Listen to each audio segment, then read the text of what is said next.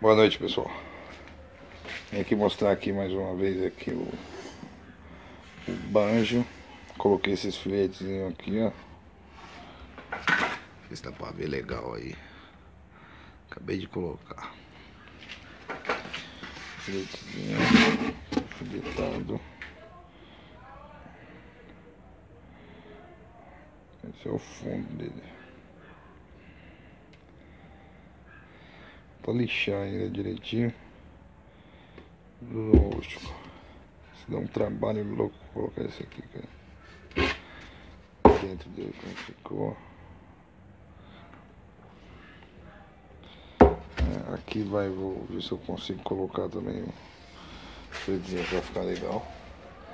Comprei isso aqui, ó.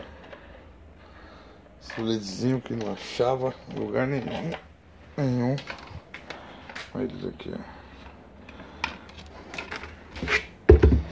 Olha isso aqui, ó. Esse daqui. Olha aqui, né? Aqui. Aqui dentro que eu fiz essa borda aqui com a tupia. Acabei vendo na internet também alguns vídeos aí de só colocando e consegui colocar, eu acho que ficou legal. Ficou tão ruim não sei se dá pra ver. Bacaninha, falta lixar ainda. Lixar direitinho.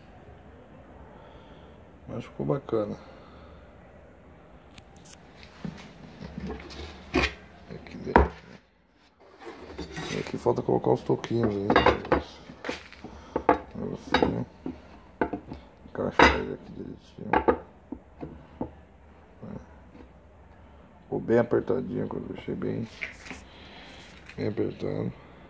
Vou lixar tudo ainda.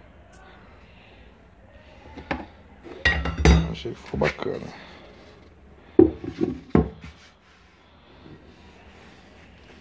Desculpa aí não ter colocado os vídeos no passo a passo. Eu não tenho, tô filmando com o celular aqui, cara. Não tem nenhum suporte aqui que dá pra ficar filmando aqui.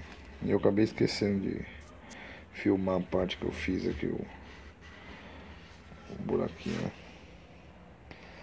o vinco aqui pra colocar. Mas eu fiz um vinco maior aqui, depois eu fiz essa lateral. Tirei a lateral, acho que ficou bacana.